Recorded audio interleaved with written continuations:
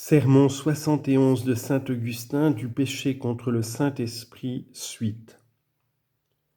Remarquez-le donc d'abord et comprenez-le bien. Le Seigneur n'a pas dit « aucun blasphème contre l'Esprit Saint ne sera pardonné », ni « quelque parole que l'on profère contre le Saint-Esprit, elle ne sera point remise », mais « quiconque dira une parole ».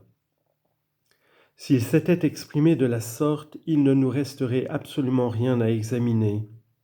Si effectivement il n'y avait de pardon ni pour aucun blasphème, ni pour aucune parole émise contre l'Esprit Saint, jamais l'Église ne sauverait aucun de ceux qui résistent aux grâces du Christ et aux pratiques qui la sanctifient, quelle que soit d'ailleurs la nature de leur impiété, qu'ils soient païens ou juifs, qu'ils appartiennent à une secte quelconque ou qu'ils soient même des catholiques ignorants. Mais à Dieu ne plaise que la vérité suprême ait déclaré impardonnable pour ce siècle et pour le siècle futur tous les blasphèmes et toutes les paroles qui attaquent l'Esprit Saint. Il a bien voulu la difficulté de la question pour nous exercer, non pas la fausseté de la pensée pour nous induire en erreur.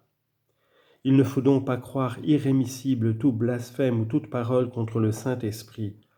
Mais il est incontestablement nécessaire d'admettre qu'il y a quelque blasphème ou quelque parole contre l'Esprit Saint qui ne sera jamais ni remis ni pardonné. Qui pourra se sauver s'il s'agit ici de tout blasphème?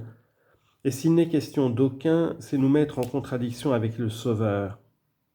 Il existe donc quelques paroles ou quelques blasphèmes dont on ne recevra point le pardon si on les profère contre le Saint-Esprit. Or, quelle est cette parole? Le Seigneur veut que nous la cherchions et c'est pourquoi il ne l'a pas désignée formellement.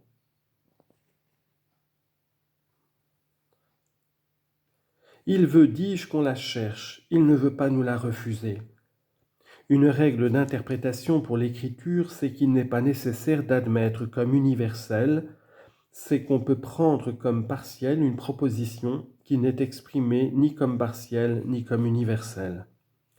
La proposition qui nous occupe serait universelle si le Sauveur avait dit « Aucun blasphème contre le Saint-Esprit ne sera pardonné », ou bien encore « Quiconque aura prononcé une parole, quelle qu'elle soit, contre le Saint-Esprit, n'en recevra la rémission ni dans ce siècle, ni dans le siècle à venir. » Elle serait partielle si, s'il était dit « Il est un seul blasphème qui ne sera point remis ». Ici donc, elle n'est ni universelle ni partielle, puisqu'il n'est dit ni aucun blasphème, ni quelque blasphème, mais, d'une manière indéfinie, le blasphème contre le Saint-Esprit ne sera point pardonné. Il n'y est pas dit non plus celui qui proférera une parole quelconque, ni celui qui proférera quelque parole particulière, mais d'une manière également indéfinie, celui qui prononcera une parole. Par conséquent, il n'est pas nécessaire de comprendre qu'il est ici question de toute parole ou de tout blasphème, mais d'après la pensée du Seigneur, nous devons voir quelque blasphème ou quelque parole, et s'il n'a point voulu nous la faire connaître expressément, c'est pour nous exciter à demander, à chercher, à frapper, et pour nous empêcher de mépriser la vérité que Dieu nous aura fait connaître par ses moyens. Afin de mieux saisir cette règle, remarquez ce que le Sauveur dit aussi des Juifs. Si je n'étais point venu et que je ne leur eusse pas parlé, ils n'auraient point de péché. Jean 15, 22.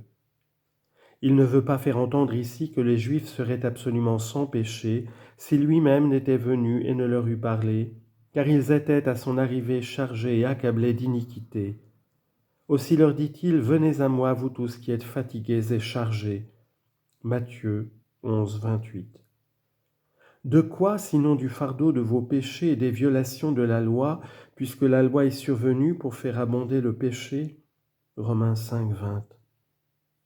Le Seigneur dit d'autre part, « Je ne suis pas venu appeler les justes, mais les pécheurs. » Matthieu 9, 13. Comment alors serait-il sans péché s'il n'était venu? N'est-ce point parce que cette proposition n'est ni universelle ni partielle, mais indéfinie, et qu'on n'est point forcé à y voir toute espèce de péché? Ce serait néanmoins réputer fausse cette même proposition, que Dieu nous en préserve. si nous n'entendions ici quelques péchés particuliers dont les Juifs seraient exempts sans l'avènement et les discours du Sauveur. Jésus ne dit donc pas, si je n'étais pas venu et que je ne leur eusse point parlé, ils seraient sans aucun péché, ce serait faire mentir la vérité même. Il ne dit pas non plus dans un sens déterminé, si je n'étais pas venu et que je ne leur eusse pas parlé, ils seraient sans un certain péché. C'eût été restreindre l'exercice et l'application de la piété. Et si dans toute l'étendue des Écritures, ce qui est clair nourrit l'âme, des passages obscurs servent à l'exercer. Ce qui est clair apaise la faim, ce qui ne l'est pas prévient le dégoût. Jésus donc n'ayant pas dit « il serait sans aucun péché », ne nous étonnons pas de rencontrer, en dehors même de l'avènement du Seigneur, des péchés dans les Juifs. Et toutefois, comme il est dit « si je n'étais pas venu, il n'aurait point de péché », il faut bien reconnaître qu'ils se sont rendus coupables, à l'arrivée du Sauveur, non pas de toute espèce de péché, mais d'un péché particulier dont ils étaient exempts.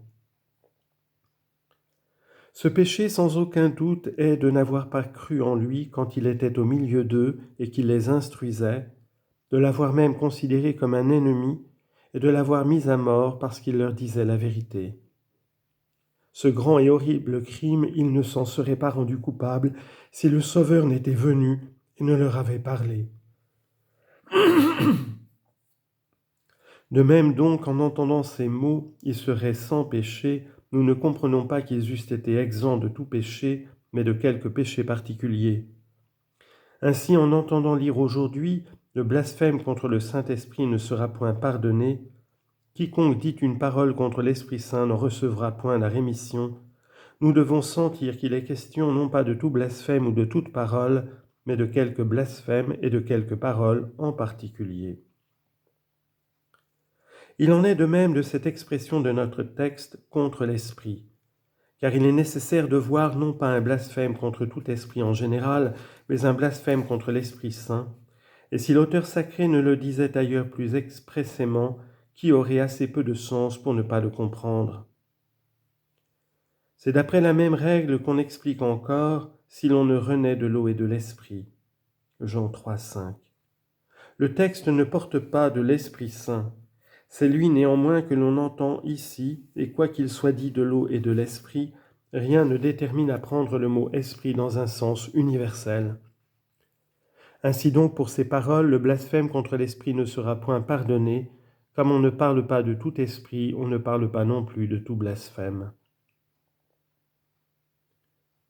Puisqu'il n'est pas ici question de tout blasphème, quel est, demandez-vous maintenant, le blasphème particulier qui ne sera point pardonné ? Et puisqu'il ne s'agit pas non plus de toute parole, quelle est donc la parole qui ne sera remise ni dans ce siècle, ni dans le siècle à venir, si elle est proférée contre l'Esprit Saint ? Je voudrais à mon tour vous donner la réponse si ardemment désirée. Mais permettez que j'examine encore un peu de temps et avec plus de soin, jusqu'à ce que, avec l'aide du Seigneur, j'ai résolu toutes les autres questions qui se présentent. Pour nous faire sentir qu'il ne s'agit pas de tout blasphème ou de toute parole, mais de quelques paroles, deux autres évangélistes, saint Marc et saint Luc, n'ont pas dit blasphème ni parole. Qu'ont-ils dit ? Nous lisons dans saint Marc, « En vérité, je vous le déclare, on remettra aux enfants des hommes tous leurs péchés et blasphèmes qu'ils auront préférés, mais celui qui aura blasphémé contre l'Esprit Saint n'obtiendra point de pardon, il sera coupable d'un péché éternel. » Marc 3, 28 à 29. Et dans saint Luc, quiconque profère une parole contre le Fils de l'homme en obtiendra le pardon, mais il n'y aura point de pardon pour celui qui aura blasphémé contre l'Esprit Saint. Luc 12, 10. Quelque différence dans les mots suffit-elle pour altérer la vérité et l'identité de la pensée ? Si les évangélistes rapportent diversement les mêmes choses, c'est uniquement pour nous apprendre à préférer la pensée à l'expression et non l'expression à la pensée, et à ne chercher dans celui qui parle que le dessein pour lequel il parle. Qu'importe en effet à la pensée même de dire « le blasphème contre l'Esprit ne sera point remis » ou de dire « celui qui aura blasphémé contre l'Esprit Saint n'en recevra point le pardon ». Peut-être seulement que la même pensée est exprimée ici plus clairement que là, et qu'un évangéliste explique l'autre, loin de le contredire. Dans cette phrase, le blasphème de l'esprit, le sens n'éclate pas, car il n'est pas dit de quel esprit il est question. Le blasphème de l'esprit pourrait aussi s'entendre du blasphème fait par l'esprit, comme on appelle prière de l'esprit la prière faite par l'esprit même. De là ces paroles de l'apôtre, je prierai de l'esprit, je prierai aussi avec intelligence. 1 Corinthiens 14, 15. Mais dans ces mots, quiconque aura blasphémé contre l'Esprit Saint, ces univoques disparaissent, ces équivoques disparaissent. Et ces expressions, il n'obtiendra jamais de pardon, mais il sera coupable d'un péché éternel, disent-elles autre chose que ce que nous lisons dans saint Matthieu, il ne lui sera pardonné ni dans ce siècle, ni dans le siècle à venir. C'est la même pensée sous d'autres paroles et avec une autre construction. Quand saint Matthieu dit encore « Quiconque aura proféré une parole contre l'Esprit Saint », les autres évangélistes, pour nous faire comprendre plus aisément qu'il ne s'agit ici que de blasphème, écrivent en propres termes « Quiconque aura blasphémé contre l'Esprit Saint ». C'est néanmoins la même idée exprimée par tous. Aucun de ces écrivains ne s'écarte de la volonté de celui qui parle, et c'est pour ne le faire saisir qu'ils emploient de vive voix ou par écrit les paroles que nous lisons et entendons. Je comprends parfaitement, dira-t-on, que le mot de blasphème, sans être uni à tout ou à quelque, peut s'appliquer à tout blasphème ou à quelque blasphème. Il n'est pas nécessaire de l'appliquer ici à tout blasphème, et si on ne l'applique à aucun, nos textes seraient menteurs. Ainsi en est-il du terme « parole ». S'il n'est joint ni à toutes ni à quelque, il n'est pas nécessaire de l'entendre de toute parole, et si on ne l'entend d'aucune, il est impossible que la phrase soit vraie. Mais quand on dit « quiconque aura blasphémé », comment voir là quelque blasphème particulier ou quelque parole particulière, puisqu'on ne lit ni le mot de blasphème, ni le terme de parole, et que la proposition semble être générale. Quiconque aura blasphémé.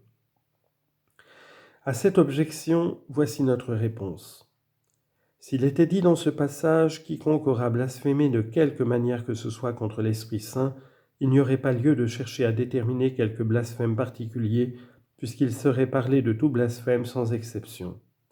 Mais il ne peut être question de tout blasphème en général, car ce serait ôter tout espoir de pardon s'ils se convertissent aux païens, aux juifs, aux hérétiques et à tous les hommes, qui par leurs erreurs et leurs oppositions à la vérité blasphèment contre l'Esprit Saint. Il faut donc dans cette proposition, quiconque aura blasphémé contre le Saint-Esprit n'en obtiendra jamais le pardon, voire non pas tout blasphème, mais l'espèce spéciale de blasphème qui est à jamais irrémissible.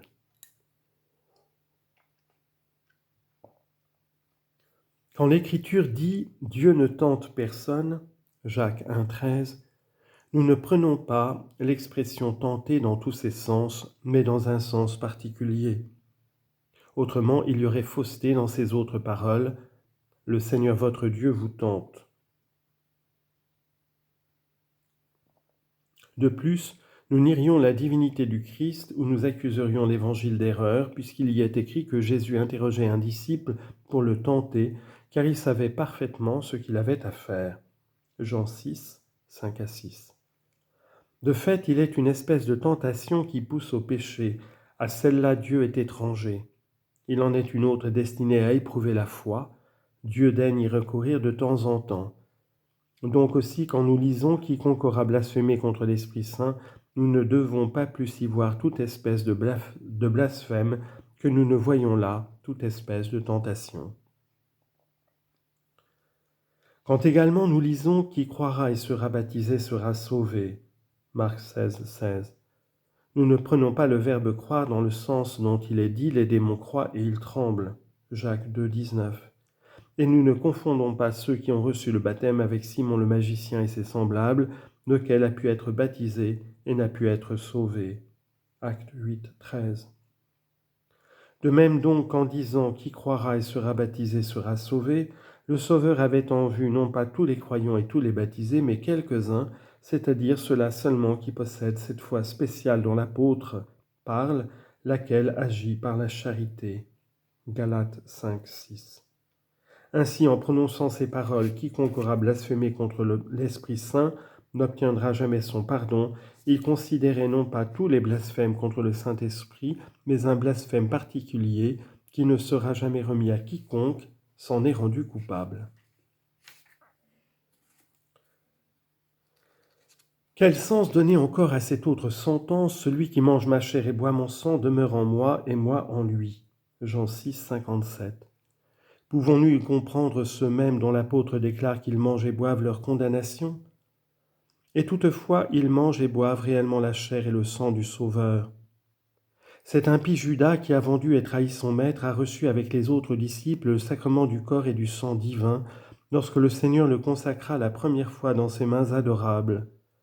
L'évangéliste saint Luc le dit assez clairement. Luc 22, 21. S'ensuit-il qu'il demeura dans le Christ et que le Christ demeura en lui? Lorsque tant d'autres reçoivent hypocritement ce corps et ce sang précieux, ou apostasient après s'en être nourris, demeurent-ils dans le Christ et le Christ demeure-t-il en eux? Il est donc une manière de manger ce corps et de boire ce sang qui fait que le Christ demeure dans celui qui les prend, comme celui qui les prend demeure dans le Christ. Et conséquemment, il ne nous suffit pas, pour que nous demeurions dans le Christ et pour que le Christ demeure en nous, de manger sa chair et de boire son sang d'une manière quelconque. Il est une manière spéciale de le recevoir que lui-même avait en vue lorsqu'il tenait ce langage. Quand il dit également « Quiconque aura blasphémé contre l'Esprit Saint ne sera jamais absous », il ne s'ensuit pas qu'un blasphème quelconque rende coupable de ce crime irrémissible. Il faut entendre un blasphème particulier dont l'auteur de cette sentence, aussi vrai que terrible, veut que nous recherchions et comprenions la nature. Quelle est cette espèce ou plutôt ce monstre de blasphème? Quelle est aussi cette parole contre le Saint-Esprit? L'ordre logique demande, je crois, que nous vous les fassions connaître et que nous ne différions pas plus longtemps de satisfaire votre attente déjà si longuement, quoique nécessairement tenue en suspens. Vous savez, mes très chers frères, que dans cette indivisible et incorruptible Trinité que croit notre foi et que célèbre l'Église catholique, Dieu le Père n'est pas le Père de l'Esprit Saint, mais du Fils, que Dieu le Fils n'est pas le Fils du Saint-Esprit, mais du Père, et que Dieu le Saint-Esprit n'est pas exclusivement l'Esprit du Père, ni exclusivement l'Esprit du Fils, mais l'Esprit du Père et du Fils en même temps. Vous savez aussi que malgré la distinction et la subsistance de chacune des personnes, cette Trinité ne forme pas trois dieux mais un seul Dieu, parce qu'en elle la nature ou l'essence de l'éternité, de la vérité et de la bonté est indivise et inséparable. Autant donc que nous pouvons comprendre ces mystères en les regardant à travers le miroir et en énigme, surtout dans l'état où nous sommes encore aujourd'hui, nous entrevoyons l'autorité dans le Père, la naissance dans le Fils, dans le Saint-Esprit, l'union commune du Père et du Fils, l'égalité souveraine dans les trois personnes. Aussi ont-elles voulu nous unir entre nous et avec elles par ce qui unit le Père et le Fils et nous attacher à l'unité par le don qui leur est commun, c'est-à-dire par l'Esprit Saint qui est Dieu et en même temps le don de Dieu. C'est par lui en effet que nous nous réconcilions avec la divinité et que nous en jouissons. Que nous importerait sans l'amour la connaissance de quelque bien que ce fût? Or de même que la vérité nous éclaire, la charité nous embrase, afin de perfectionner nos connaissances et de nous rendre heureux à la vue du bien. Mais la charité a été répandue dans nos cœurs par l'Esprit Saint qui nous a été donné. Romains 5, 5. Et comme nos péchés nous éloignaient de la possession des biens véritables, la charité couvre la multitude des péchés. 1 Pierre 4, 8. Ainsi donc le Père est pour le Fils ou la vérité le véritable principe, le Fils est la vérité issue du Père infiniment vraie, et l'Esprit Saint est la bonté émanant du Père et du Fils, l'un et l'autre infiniment bons, mais la divinité des trois personnes est la même, identiquement, et leur unité inaltérable. Or, pour nous préparer à l'éternelle vie que nous recevrons à la fin de nos jours, la première grâce que nous confère la bonté de Dieu en nous initiant à la foi est la rémission des péchés.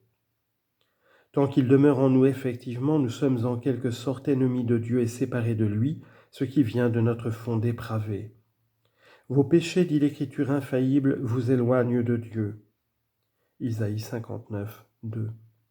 Aussi Dieu ne nous communique ses biens qu'en nous délivrant de nos maux.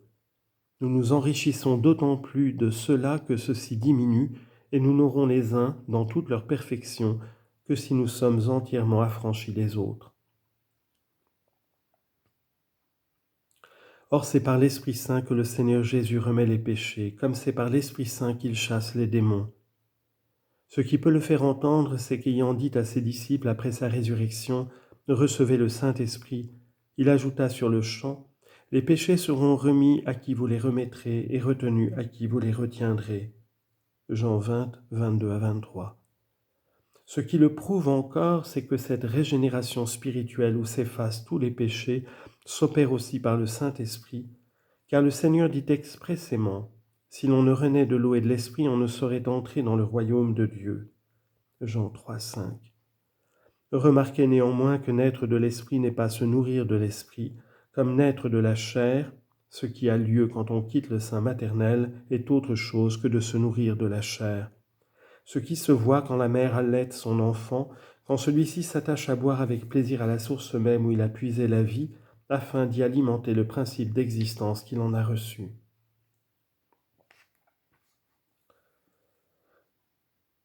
Le premier bienfait que nous recevions de la bonté divine par le Saint-Esprit est donc, il faut le croire, la rémission de nos péchés. Aussi c'est par là que commencèrent les prédications de Jean-Baptiste envoyées pour préparer les voies au Seigneur. Voici en effet ce qui est écrit. Or en ces jours-là vint Jean-Baptiste prêchant dans le désert de Judée et disant « Faites pénitence, car le royaume des cieux approche. » Matthieu 3, 1 à 2. Par là commença aussi le Seigneur. À dater de ce moment est-il écrit, Jésus commença à prêcher et à dire « Faites pénitence, car le royaume des cieux approche. » Matthieu 4, 17.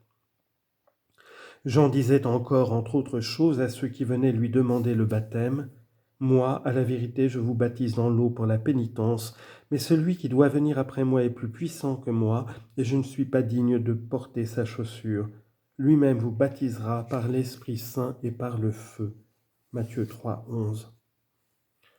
Le Seigneur disait aussi, Jean a baptisé dans l'eau, mais vous, vous serez baptisés par l'Esprit Saint sous peu de jours, d'ici à la Pentecôte.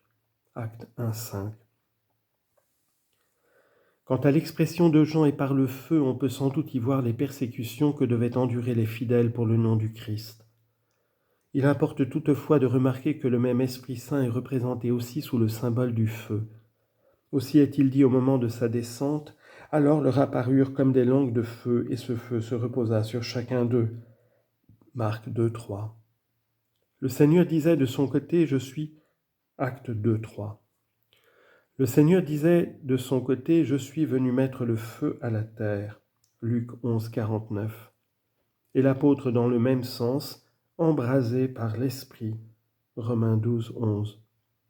C'est lui en effet qui allume la charité, car elle est répandue dans nos cœurs par l'Esprit Saint qui nous a été donné, et ce qui lui est contraire, c'est comme dit le Seigneur, que la charité d'un grand nombre se refroidira. Matthieu 24, 12. La charité parfaite est le don parfait de l'Esprit Saint, mais il doit être précédé par celui de la rémission des péchés, bienfait immense qui nous arrache à la puissance des ténèbres. Colossiens 1, 13. Et met dehors, au moyen de notre foi, le prince de ce monde, Jean 12, 31, qui agit sur les fils de la défiance, Éphésiens 2, 2, en les associant et en les enchaînant au péché. Or, c'est par l'Esprit Saint qui unit le peuple de Dieu que se chasse l'esprit impur, divisé contre lui-même.